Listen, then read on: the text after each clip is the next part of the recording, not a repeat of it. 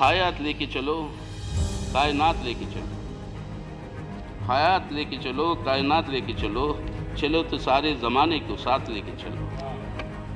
यही मैं चाहूँगा कि गवर्नर साहब की मेरी गुजारिश यही है कि पूरे ज़माने को साथ लेके चले, एक बेहतर भारत का निर्माण करें। मैं आपको चेतावनी दे रहा हूँ, इस बार हम चुप नहीं बैठेंगे। दिल्ली की सड़कों पर गूंजती एक आवाज, हजारों लोगों का हुजूम और उनके बीच खड़े एक व्यक्ति जिनकी आंखों में आग थी और शब्दों में ताकत। ये व्यक्ति थे सीताराम येचुरी, भारतीय कम्युनिस्ट पार्टी के महासचिव। लेकिन क्या किसी ने सोचा था कि ये वही शख्स हैं जो कभी दक्षिण भारत के एक छोटे से गांव में पैदा हुआ था, जिसने अपने जीवन की शुरुआत एक साधारण परिवार में की थी। येचुरी का जन्म 12 अगस्त 1952 को आंध्र प्रदेश की तत्कालीन मद्रास प्रेसिडेंसी में हुआ था। उनकी शुरुआती शिक्षा चेन्नई में हुई और फिर उन्होंने दिल्ली के प्रतिष्ठित सेंट स्टीफेंस कॉलेज से बैचलर ऑफ इकोनॉमिक्स की डिग्री ली।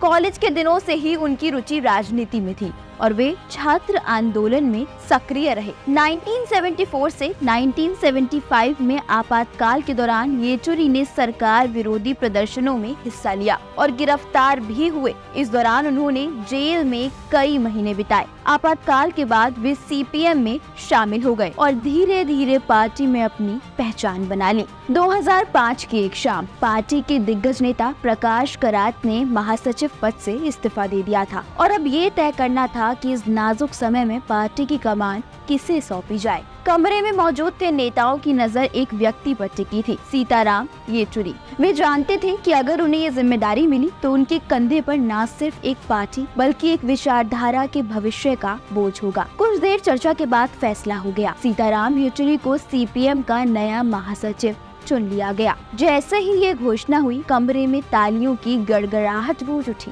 लेकिन येचुरी के मन में एक सवाल था, क्या वे इस चुनौती को स्वीकार कर पाएंगे? उस दिन शायद किसी को अंदाजा नहीं था कि येचुरी न सिर्फ इस चुनौती को स्वीकार करेंगे बल्कि आने वाले वर्षों में वे पार्टी को एक नई दिशा देंगे और भारतीय राजनीति में अपनी एक अलग पहचान बनाएंगे। ये कहानी है सीताराम येचुरी की, जिन्होंने एक मुश्किल दौर में सीपीएम की कमान संभाली और उसे नई ऊंचाइयों तक पहुंचाया। येचुरी ने सोशल मीडिया और डिजिटल प्लेटफॉर्म्स का भी भरपूर इस्तेमाल किया। वे समझते थे कि आज के युग में इन माध्यमों के बिना किसी भी राजनीतिक दल का विकास संभव नहीं है। येचुरी की एक बड़ी उपलब्धि यही रही कि उन्होंने पार्टी को केवल वामपंथी विचारधारा तक सीमित नहीं रखा। उन्होंने अन्य विपक्षी दलों के साथ गठबंधन बनाने पर जोर दिया ताकि केंद्र में सत्तारूढ़ भाजपा का मुकाबला किया जा सके।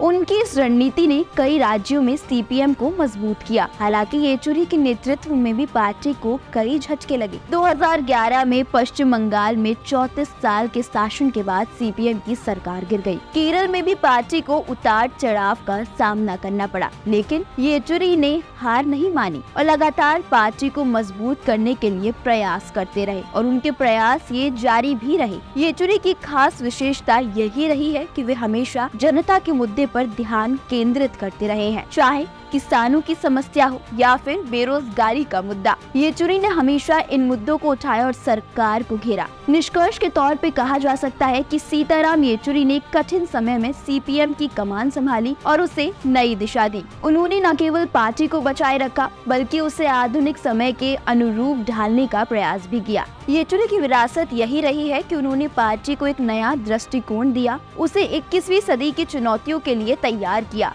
सीपीएम के महासचिव सीताराम येचुरी के निधन से लेफ्ट की सियासत को गहरा झटका लगा है। इसके साथ भारत के किसानों, आदिवासियों, भूमिहीनों और मजदूरों के अधिकारों के लिए लड़ने वाली आवाज हमेशा के लिए खामोश हो गई। येचुरी को देश की राष्ट्रीय राजनीति को प्रभावित करने वाले नेता के तौर पर हमेशा याद किया जाएगा। आपको उनके बारे में क्या सोचना है? अपनी राय हमें कमेंट करके जरूर बताएं। वीडियो पसंद आई हो तो लाइक और शेयर करें और चैनल को सब्सक्राइब करना बिल्कुल ना भूलें।